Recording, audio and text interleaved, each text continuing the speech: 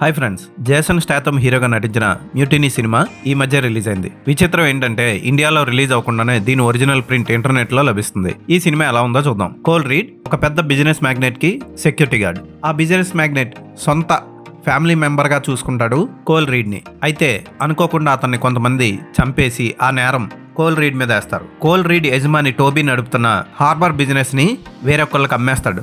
అయితే అతని కొడుకు ఏం చేశాడు, అతని కొడుకును కాపాడడం కోసం కోల్ రీడ్ ఏం చేశాడు, ఇదే మిగిలిన కథ. ఈ సినిమా సూపర్ యాక్షన్ ఉంటది, ఇరగదీసేస్తుంది అనుకొని మనం మొదలు పెడతాం. ఫస్ట్ 20 నిమిషాలు స్లోగా వెళ్తుంది. ఆ తర్వాత కోల్ రీడ్ బాస్ ని చంపే సన్నివేశం వస్తుంది. అక్కడ యాక్షన్ కొంచెం బాగుంటుంది. ఆ తర్వాత హార్బర్లోకి వెళ్ళి కంటైనర్లోకి వెళ్ళిన దగ్గర నుంచి చాలా స్లో అయిపోతుంది సినిమా స్టార్టింగ్లో ఏ సీన్తో మొదలవుతుందో అదే సీన్తో ఎండ్ అవుతుంది క్లైమాక్స్లో. అదొక్కటి తప్ప సినిమాలో ఏమంత గొప్పగా లేదు. యాక్షన్ సన్నివేశాలు చాలా రొటీన్గా అనిపిస్తాయి. పెద్ద సీన్ ఫైట్ అవుతుంది అనుకునే లోపు అది చిన్న 2-3 షాట్లతో అయిపోద్ది. విలనిజం కూడా అంత గ్రిప్గా లేదు. ఉదాహరణకి రాజమౌళి సినిమాల్లో విలన్ ఎంత భయంకరంగా ఉంటాడో దాన్ని బట్టి హీరో ఎలివేషన్ జరుగుతుంది. ఇక్కడ విలన్ చాలా వీక్. ఆడు షిప్ను నడుపుకుంటా పిచ్చి పిచ్చి చేష్టలు చేస్తూ ఉంటాడు.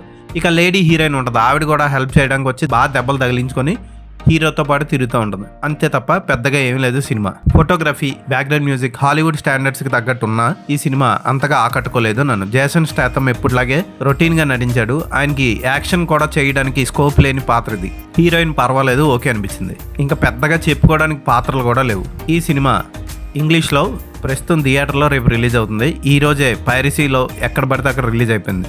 ఈ సినిమాకి నేను ఇచ్చే రేటింగ్ 2/5.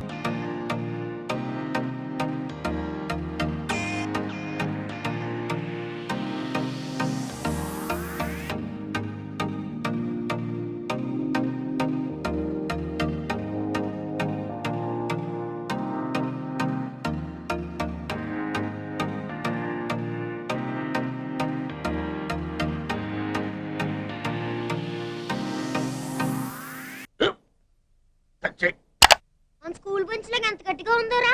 కొట్రా, కొట్టు, పర్లేదు, కొట్టు. అబ్బా చేయి నొప్పి పెట్టేసింది బాబాయ్. ఆ, నీకు నొప్పి ఏంటి నువ్వు కొడతావా? కమా బిట్ మీ యార్. వద్దు బాబాయ్.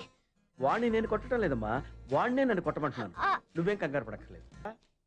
అడుగుతావేంటి?